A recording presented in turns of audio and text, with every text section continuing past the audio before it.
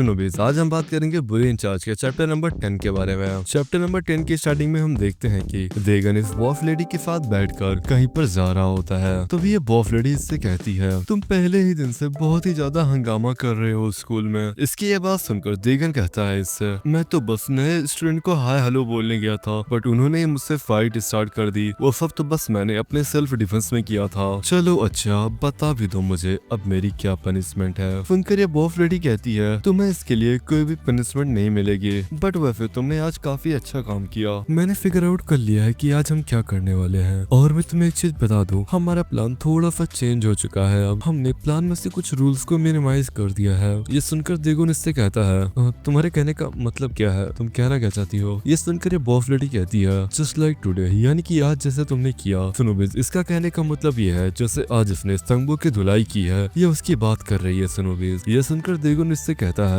ओह अब तो मजा आएगा, अब तो मुझे इन हरामखोरों को मारने के लिए वेट नहीं करना पड़ेगा। एक सेकंड, अच्छा तुम ये बताओ, तुम्हें ये सब पता कैसे चला? क्या तुम मुझे छुप कर देख रही थी? ये सुनकर ये बॉस लेडी कहती है, नहीं मैं तुम्हें वो नहीं बता सकती। ये सुनकर देगुन अपने मन में सोचने लगता है, क्या वो मिनसुक हो सकता है? क्या ये लोग स्कूल में मुझ पे नजर रख रहे हैं? देगुन ऐसा सोच ही रहा होता है, तभी ये लोग एक बिल्डिंग के पास आ जाते हैं। ये बॉस लेडी देगुन को एक कमरे में ले जाते हुए कहती है, आज से तुम यहीं पर रहने वाले हो। सुनकर देगुन कहता है, क्या तुम सच कह रही हो? वाह, मुझे बिलीव नहीं हो रहा है कि मैं अब से इतने अच्छे घर में रहूंगा। शायद ये सब तुम इसीलिए कर रहे हो क्योंकि मैं तुम्हारा एक सीक्रेट एजेंट हूँ। देगुन ये सब कहते हुए अपने मन में सोच रहा होता है, सचमुच यहाँ कुछ अजीब है, मुझे यहाँ पर कुछ अच्छी फीलिंग्स नहीं आ रही है। इसके बाद ये बॉस लेडी देगुन से कहती है, ये वही घर है जहाँ पर मैं पहले रहा करती थी। ये सुनकर देगुन कहता है, क्या तुम कह रहे हो कि हम दोनों एक साथ एक ही घर में रहेंगे? आखिर तुम्हारे कहने का मतलब क्या है? इसके बाद ये बॉस लेडी इसकी तरफ गुस्से से देखती है, आखिर तुम कहना क्या चाहते हो? ये सुनकर देगुन की तो फिट्टी पिट्टी गुम हो जाती है। उसके बाद ये बॉस लेडी उससे आगे कहती है, स्कूल फाउंडेशन तुम्हारी परफॉर्मेंस से काफी ज्यादा सेटिस्फाई है, इसीलिए उन्होंने डिसाइड किया है कि वो कुछ रूल्स को मिनिमाइज कर देंगे। मिस्टर दीगन, आप हम पे ट्रस्ट कर सकते हैं, बट मैं आपको एक चीज बता दूं, स्कूल के बाहर जितने भी लड़ाई झगड़े होंगे उन पर हमारा कोई भी कंट्रोल नहीं रहेगा,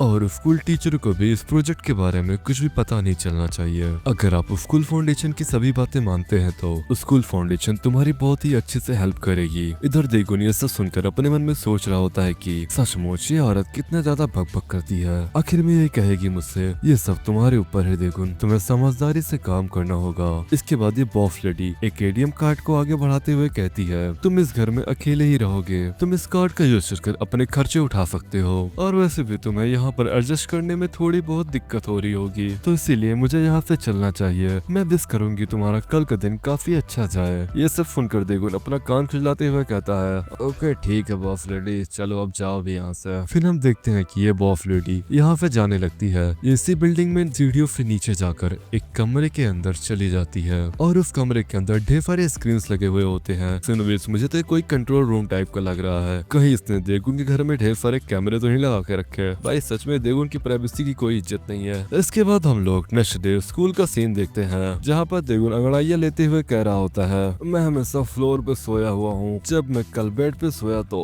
मुझे काफी अच्छी खासी नींद आई, बट अब मैं जब बेड पे सोता हूँ तो मेरी बैक में काफी ज्यादा दर्द होने लगता है। और सुनोविस ये कहते हुए देगुन यहीं पर खड़े खड़े ही सोने लगता है। तभी इसका एक टीचर उससे कहता है, ओए लड़के। टीचर की यह आवाज सुनकर देगुन शौक होकर उठ जाता है और कहता है, हाँ यस टीचर। टीचर इसके ऊपर चिल्लाते हुए कहता है, टीचर तुझसे बात कर रहे हैं और तू अपनी आंखें बंद करके सो रहा है नालायक। आखिर आजकल के बच्चों को हो क्या गया है? मुझे लगता है कि इसके बारे में मुझे तुम्हारे पेरेंट्स से बात करनी पड़ेगी। क्या तुम कह रहे हो कि तुम्हारा कोई भी नहीं है? ये सुनकर देगुन कहता है, ये सर मेरे कोई भी पेरेंट्स नहीं है। ये सुनकर टीचर उसका मजाक उड़ाते हुए कहता है, तू हरामखोर, तू मुझसे कुछ भी कहेगा और मैं तेरी बातों को मान लूंगा। तूने मुझे चूतिया समझ कर रखा है क्या? टीचर की ये बातें सुनकर देगुन को तो बहुत ज्यादा गुस्सा आ रहा होता है। वो किसी तरह अपने आप पे कंट्रोल कर रहा होता है। ये सब दूर से जीना देख रही होती है। तभी जीना के पास वाला टीचर जीना से कहता है, अब सब कुछ खत्म हो चुका है, तुम यहाँ से जा सकती हो अपने क्लासरूम में। जीना जाते हुए भी देगुन को ही देखे जा रही होती है और अपने मन में सोच रही होती है कि मैं इसके बारे में और भी जानना चाहती हूँ। जो मैंने इसके बारे में रूमर सुना है उसके हिसाब से जब से इसका ट्रांसफर हुआ है, इसने आते ही स्कूल में फाइट करना स्टार्ट कर दिया।